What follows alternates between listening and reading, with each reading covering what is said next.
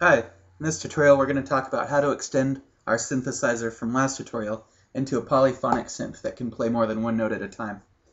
So let's start off by making the synth that we had last time. So we're going to make a Midi node, turn these guys on, we're going to make an envelope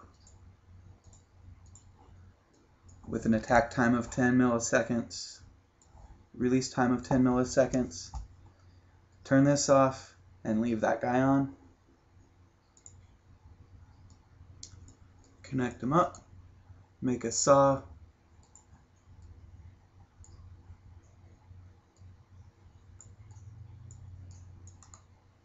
and we're going to have a flange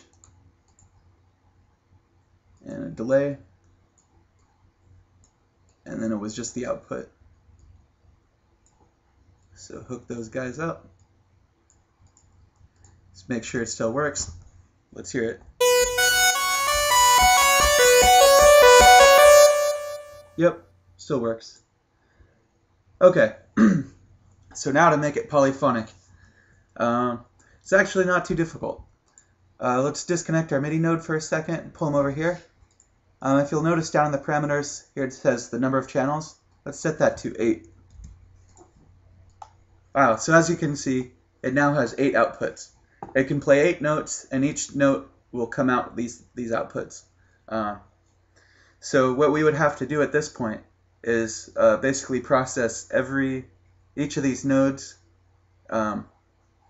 through all this stuff and then go to the output. One way to do that is we could just literally make 8 envelopes, 8 saws, connect that to a mixer, and then put that through the flange and the delay. But there's actually something better that we can do that I put in just for this circumstance. Let's go into note processing, get a note for each left, and then in here where it says number of inputs, put 8. Okay, so as you can see, that's 8 inputs and 1 output. I have some for each nodes that what they do is they process a bunch of nodes all the same way, which is really useful in our case where we want to process all 8 channels of the Midi node the same way. So let's connect them up.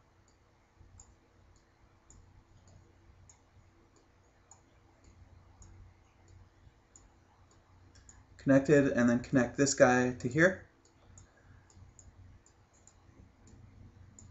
Okay, and then on the other side, we need to go under sound processing, go tone for each right.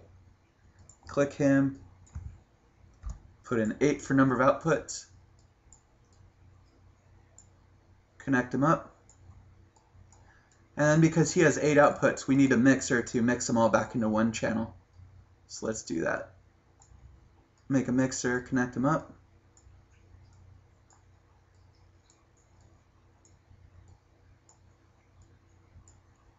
There we go. Connect the mixer to the flange. And there we go. Let's save this guy just in case.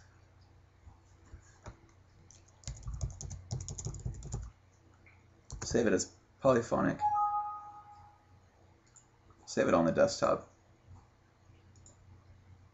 Cool. Okay.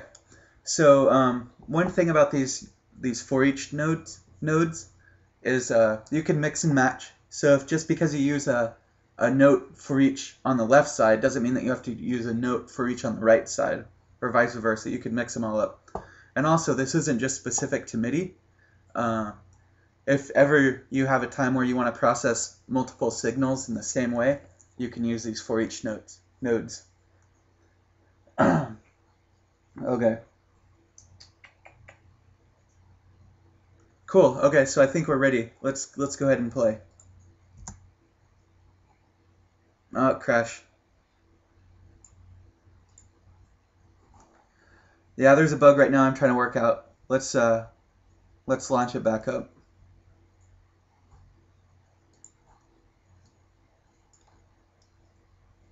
I'll get that bug worked out. What did we call it? Called it polyphonic. Okay, so let's try to play. So we can still play individual notes, but we can also play multiple notes. Like that, or do things like...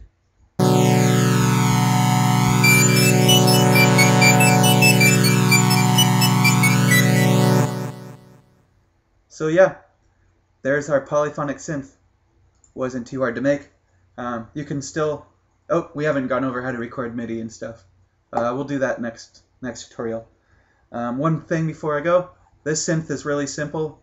It's just an enveloped saw wave with a flange and delay on the outside. We could have put the flange and the delay on the inside right here. Just for style purposes, I chose to put it on the outside. Doesn't matter. It'll give you different results, but meh. So let's check out another sample that's in Sound Sorcerer. It's called, I call it Snowy Piano. And he's a little more complicated in that he has some frequency modulation going on. But much like the other one at the end, it has some effects processing and the for each notes. This is just another polyphonic synth that was made with Sound Sorcerer. It's a sample that comes with it, so you can hear what some of the other sounds that you can get out of it. So let's hear it right now.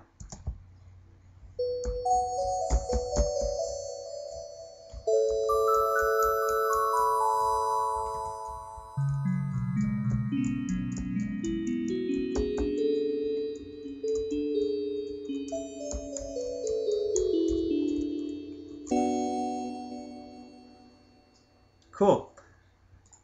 Next tutorial we'll talk about how to actually record MIDI tracks, save them to disk, share them with your friends, load them into other files and stuff like that. And yeah, we should be wrapping it up with MIDI next tutorial. Thanks, and see you next time.